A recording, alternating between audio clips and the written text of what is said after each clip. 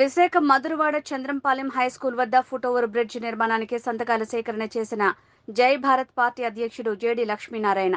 చంద్రంపాలెం హైస్కూల్లో 3,500 మంది విద్యార్థులకు రోడ్డు దాటడానికి ఇబ్బంది కలుగుతోందని, త్వరగా బ్రిడ్జి నిర్మాణం చేపట్టాలి. 60 రోజుల్లో నిర్మాణం అన్నారు. నెలవుతున్నా శంకుస్థాపనకే పరిమితమయ్యారు. సంతకాల సేకరణతో జీవీఎంసీ కార్పొరేటర్ని అడుగుతాం అని లక్ష్మీనారాయణ అన్నారు. మధురవాడ గవర్నమెంట్ హై స్కూల్, ఇందులో సుమారుగా 3,500 మంది విద్యార్థులు చదువుతారు. వాళ్ళంతా ఏంటంటే ఈ పరిసర ప్రాంతాల నుంచి వస్తుంటారు, కానీ వాళ్ళు ఇక్కడికి రావడానికి చాలా కష్టపడాలి. ఇప్పుడే చూస్తున్నాం, ఆ పిల్లవాడు ఆ రైలింగ్ మీద నుంచి అటువైపు దుంకి ఇటు వెళ్ళడం వల్ల చాలా ప్రమాదాలు జరుగుతాయి. వీళ్ళ యాక్సిడెంట్లు జరగడం, తర్వాత వీళ్ళ లైఫ్ కూడా, వీళ్ళ ప్రాణాలకు కూడా దోకా ఉంది. అందువల్ల ఏంటంటే ఈ ప్రాంతంలో ఒక ఫుట్ ఓవర్ బ్రిడ్జ్ నిర్మాణం చేయాలని చెప్పేసి పెద్ద డిమాండ్ ఇక్కడ. మన అవంతి శ్రీనివాసరావు గారి అమ్మాయి ఇక్కడ కార్పొరేటర్, ఆవిడ ఇక్కడ 60 రోజుల లోపల ఇది చేస్తామని ఒక 30 రోజుల కింద ఒక శంకుస్థాపన కూడా చేయడం జరిగింది. జై భారత్ నేషనల్ పార్టీ నుంచి డిమాండ్ ఏంటంటే దీన్ని త్వరగా చేపట్టాలి. సాధారణంగా చాలా చోట్ల ఏమవుతుందంటే వెంటనే శంకుస్థాపనలు జరుగుతాయి కానీ పనులు జరగవు. అందువల్ల మేము జీవీఎంసీ కమిషనర్ గారిని కూడా అడుగుతున్నాం. మా జై భారత్ నేషనల్ పార్టీ తరఫున మా లెటర్ హెడ్ మీద కూడా ఒక సబ్మిషన్ చేస్తాం వారికి. ఈ ఫుట్ ఓవర్ బ్రిడ్జిని త్వరగా మీరు పూర్తి చేయాలి, లేకుంటే ఇక్కడ చాలా ప్రమాదాలు జరిగే అవకాశం ఉంది. విద్యార్థులకు, తర్వాత ముఖ్యంగా మహిళలకు ఇదంతా కూడా చాలా ఇబ్బందికరమైన పరిస్థితి. ఇక్కడ అబ్బాయిలు అయితే దీన్ని దుంకి వెళ్ళిపోతారు, కానీ అమ్మాయిలు చాలా దూరంగా వెళ్ళి వాళ్ళు తిరిగి వెళ్లాల్సిన పరిస్థితి. అందువల్ల ఇక్కడ ఈ సమస్యను ముందుకు తీసుకొచ్చి జై భారత్ నేషనల్ పార్టీ మా భీమిలి కన్వీనర్ అనిల్ గారు ఈ సమస్యను ముందుకు తీసుకురావడం, ఇక్కడ అనేక మంది విద్యార్థులు కూడా ఇందులో పాల్గొనడం, తర్వాత ఇక్కడ సంతకాల సేకరణ కూడా జరిగింది. ఈరోజు ఎంతోమంది ఇక్కడ సంతకాలు జరిగింది. తర్వాత ఈ ఫామ్స్లో కూడా వాళ్ళు సంతకాలు పెట్టారు ఇది కావాలని.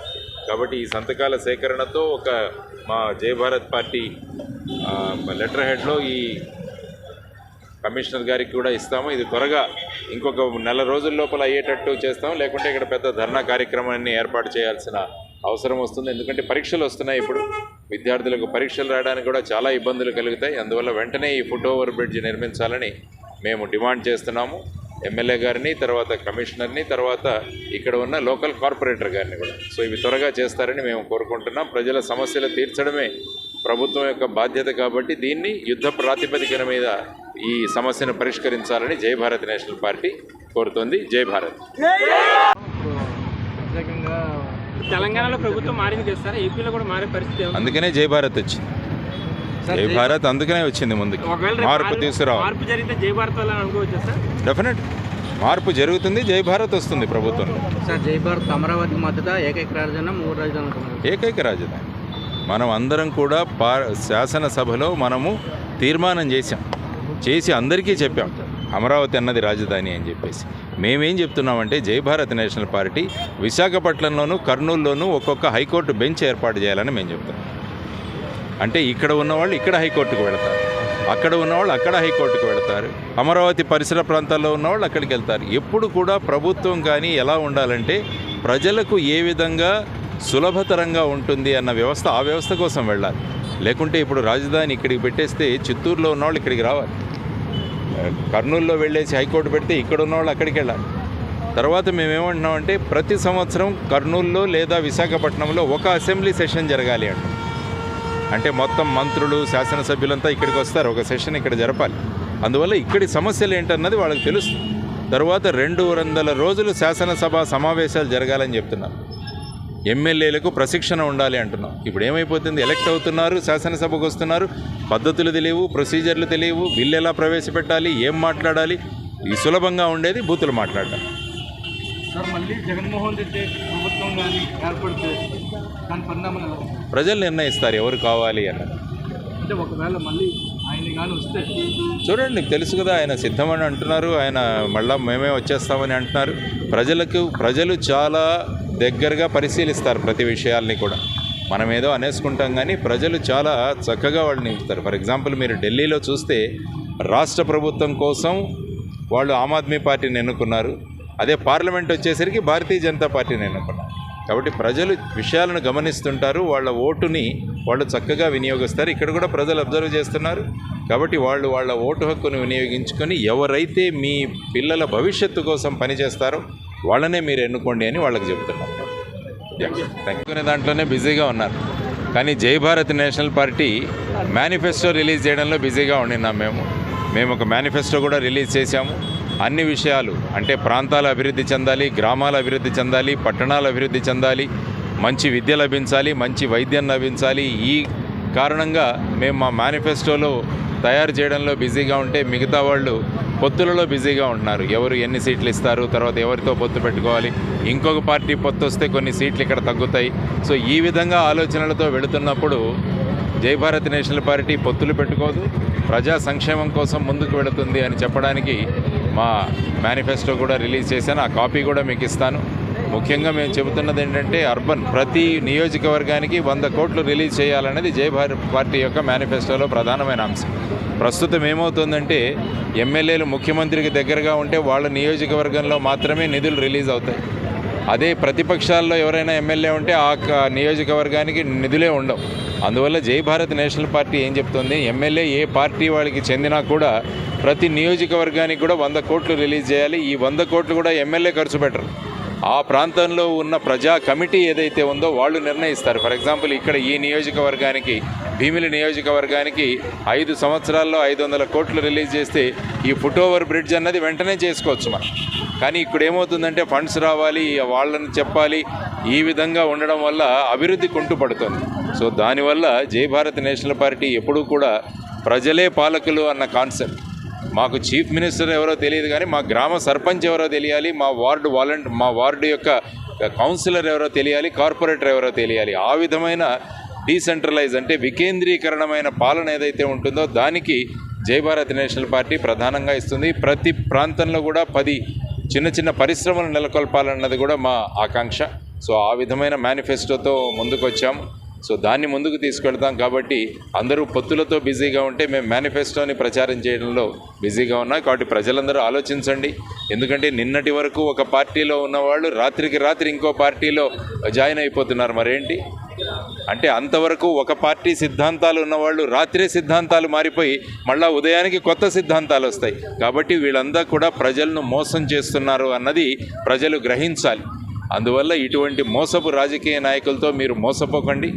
మీ సమస్యలు తీసుకొని మిమ్మల్నే పాలకులుగా చేయడానికి వస్తున్న జై భారత్ పార్టీని మీరందరూ కూడా సపోర్ట్ చేయాలని మేము కోరుతున్నాం. మాకు ఎటువంటి స్వార్థాలు లేవు, ఎటువంటి ఆస్తులు తయారు చేసుకోవడం మా ఉద్దేశం కాదు.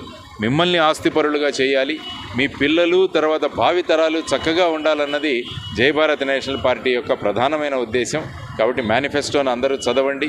ఇంకా మీ సూచనలు ఉంటే చెప్పండి. ఈ మేనిఫెస్టో ప్రధానంగా ప్రజలిచ్చిన పాయింట్స్తో తయారు చేశాం.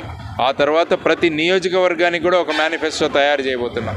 రాష్ట్రంలో ఉన్న 175 నియోజకవర్గాలు ఏవైతే ఉన్నాయో ప్రతి నియోజకవర్గానికి ఒక మేనిఫెస్టో ఉంటుంది. అంటే ఆ ప్రాంతంలో ఉన్న సమస్యలన్నింటినీ కూడా అందులో మనం చేసి జై భారత్ నేషనల్ పార్టీ ప్రభుత్వం స్థాపించిన తర్వాత ఈ నియోజకవర్గ సమస్యలు ఏ విధంగా తీరుస్తామన్నది మీరందరూ కూడా చూడవచ్చు. కాబట్టి ఆ విధంగా ఆలోచించండి అని చెప్పి నేను ప్రజలను, ఓటర్లను కోరుతున్నాను. సార్, రాష్ట్రంలో చాలా పొత్తులతో వెళ్తున్న చాలా పార్టీలు, సో కొత్తగా ఆవిర్భవించినట్టు జై భారత్ పార్టీ సింగిల్గా వెళ్తుందని చెప్తున్నారు. మీరు అనుకున్న ఆశయాలను సాధించే అవకాశం ఉంటుందంటారా ఈ తక్కువ కాలంలో? మేము పొత్తులు పెట్టుకొని ఎవరెవరో ఆశయాలు రాత్రికి రాత్రి సిద్ధాంతాలు మారిపోయే వాళ్ళతో పొత్తులు పెట్టుకుంటే అది కరెక్ట్ కాదు.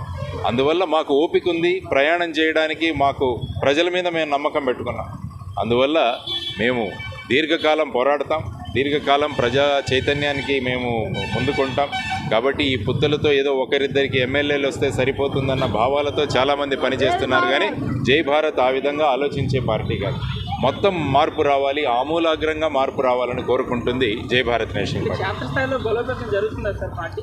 క్షేత్రస్థాయిలో వెళుతున్నాము. క్షేత్రస్థాయిలో ప్రతి నియోజకవర్గానికి కూడా మా కన్వీనర్లు, కోఆర్డినేటర్లు నియమించడం జరిగింది. వాళ్ళని తీసుకువెళ్తాం. ఎందుకంటే మీరు చూస్తే ఎక్కడ చూసినా డబ్బు యొక్క ప్రభావం కనిపిస్తుంది మీకు. ఎందుకంటే హోర్డింగులు, పోస్టర్సు అన్నీ కూడా ఇప్పటికే ఆక్యుపై చేసేసాం. అంటే ఈ విధంగా డబ్బును వెదజల్లి డబ్బు ప్రభావం చూపించి ప్రజల మీద ప్రభావం చూపించడానికి వాళ్ళు ప్రయత్నిస్తున్నారు.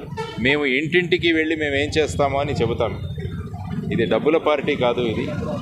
కాబట్టి మా తక్కువ బడ్జెట్తో ప్రజలను ఎలా చేరాలన్నది మేము కోరుకుంటాం. ఇదివరకు ఇలాంటి జై భారత్ లాంటి పార్టీ కూడా చాలా వచ్చాయి సార్ రాష్ట్ర వ్యాప్తంగా కూడా.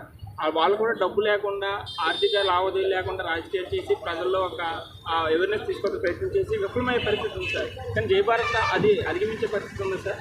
వాళ్ళు విఫలం కాలేదు, ఒక ప్రయత్నం చేశారు. కాబట్టి ప్రజల్లో చైతన్యం తీసుకురావడం చాలా అవసరం. ఇప్పుడు చూడండి రాష్ట్రంలో రోడ్లు ఎలాగున్నాయో పరిస్థితి. మరి ఈరోజు మేము మినిస్టర్లు ఏం మాట్లాడుతున్నారు, మేము ఒక స్కీమ్ ఆపేస్తే మొత్తం రోడ్లనన్నీ బాగు చేయొచ్చు. ఆపండి స్కీమ్, ఒక స్కీము ఒక సంవత్సరం ఆపేసి రోడ్లు బాగు చేయండి, అందరూ బాగుంటారు. కానీ స్కీములే వెళ్ళాలి ప్రజల్లోకి అని చెప్పేసి రోడ్లను ఈ విధంగా దుస్థితి చేసి ఎన్ని యాక్సిడెంట్లు అవుతున్నాయి చూడండి.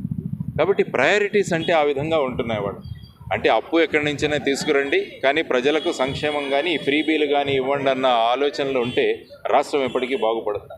అందువల్ల ఈ ఫ్రీబీలు అన్నవి కాకుండా అభివృద్ధి అన్నది చాలా ముఖ్యమని జై భారత్ నేషనల్ పార్టీ నమ్ముతుంది. ఆ విధంగా ముందుకెళ్తారు. 2024 ఎన్నికల్లో ఎన్ని స్థానాల్లో పోటీ చేసే అవకాశం ఉంది, లేదా దాని నుంచి ఏమైనా క్లారిటీ ఉందా? మాకు ఇప్పటికే చాలా నియోజకవర్గాల నుంచి అభ్యర్థులు వస్తున్నారు. ఫర్ ఎగ్జాంపుల్ భీమిల నుంచి మన అనిల్, తర్వాత అనేక మంది విద్యార్థులు, బాగా చదువుకున్న వాళ్ళు, ఉద్యోగాలు చేస్తున్న వాళ్ళు.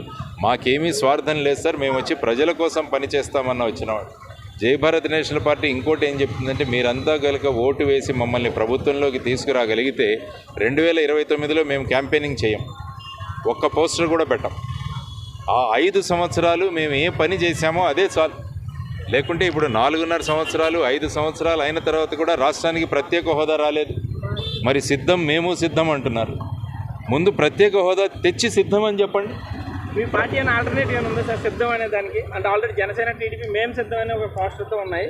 జై భారత్ ఏమైనా అల్టిమేట్గా ఏమన్నా ఉందా సార్? పగలతో వాళ్ళు వస్తున్నారు, ప్రజల కోసం మేము వస్తున్నాం, మేము సిద్ధమని చెప్తున్నాం. మేము ప్రజల కోసం మేము సిద్ధమని చెప్తున్నాం. అందువల్ల ప్రత్యేక హోదా తీసుకురావడం అన్నది చాలా ముఖ్యం. ఈ 10 సంవత్సరాలు ఎందుకు రాలేకపోయారో ప్రత్యేక హోదా ఆలోచించండి. మన ఊర్లో ఇండస్ట్రీస్ రాలేదు, పరిశ్రమలు రాలేదు, విద్యార్థులంతా వలసలు వెళ్ళిపోతున్నారు. అందుకనే ఈ 7వ తారీఖు